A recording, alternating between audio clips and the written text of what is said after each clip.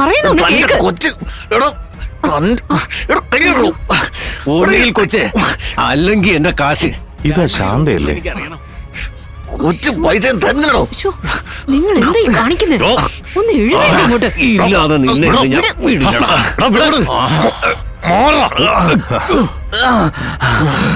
എടാ ഒന്നീ കൊച്ച് അല്ലെങ്കിൽ കാശ്, രണ്ടിലൊന്നും എനിക്ക് കിട്ടണം. ഏത് കൊച്ചാടാ? ഏത് കൊച്ചിനെ കിട്ടാൻ വേണ്ടിയാ നീ ഇവർക്ക് കാശ് കൊടുത്തത്? പിന്നെ ഏത് കൊച്ചിന്റെ പേരിലാടാ നീയൊക്കെ ഇവിടെ കിടന്ന് തമ്മിലടിക്കുന്നത്?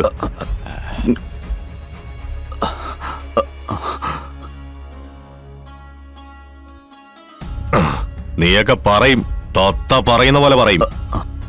എന്റെ മുന്നിലല്ല, അങ്ങ് പോലീസ് സ്റ്റേഷനില്.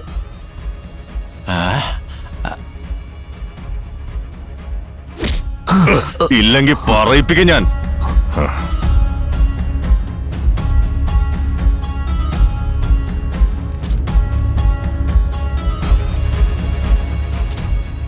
ആ, ഇത് ഞാൻ വന്നു കണ്ട് ബോധ്യപ്പെട്ടാലേ സാങ്ഷൻ ആക്കൂ.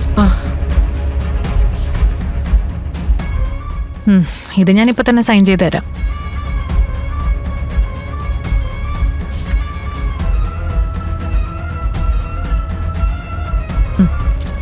ശരി.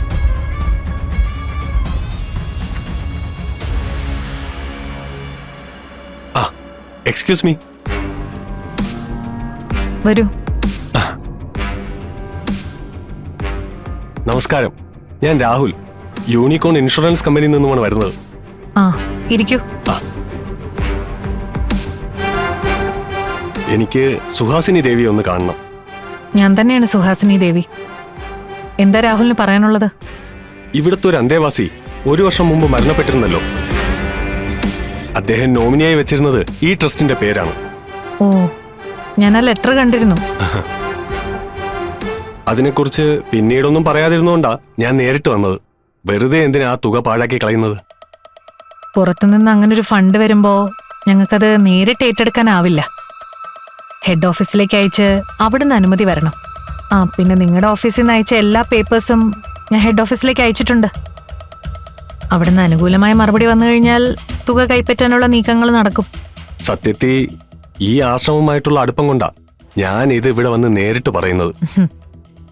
ഞാൻ സ്വാമിയോട് സംസാരിക്കാം.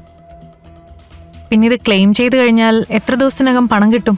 ഡോക്യുമെന്റ്സ് ഒക്കെ ഓക്കെ ആണെങ്കിൽ വളരെ പെട്ടെന്ന് കിട്ടും. ഓ, നമ്മുടെ കളക്ടറിന്റെ ഭർത്താവിന്റെ ഇൻഷുറൻസ് തുക 2 ആഴ്ച കൊണ്ട് ശരിയായില്ലേ? ഏത് കളക്ടർ? നമ്മുടെ കളക്ടർ ശാലിനി മേഡത്തിന്റെ. ശാലിനിയുടെ ഭർത്താവോ? അതെ, വിഷ്ണു.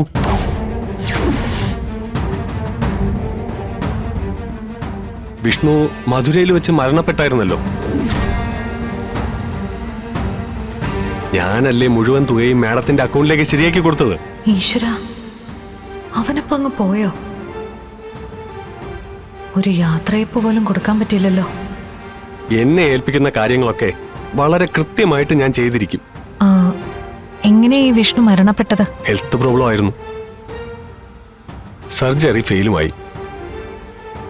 എടി ഭയങ്കരി, വിഷ്ണു മരിച്ച വിവരം നീ ആരെ അറിയിക്കാതെ ഈ തുക ഒറ്റയ്ക്ക് അടിച്ചു മാറ്റുമായിരുന്നല്ലേ?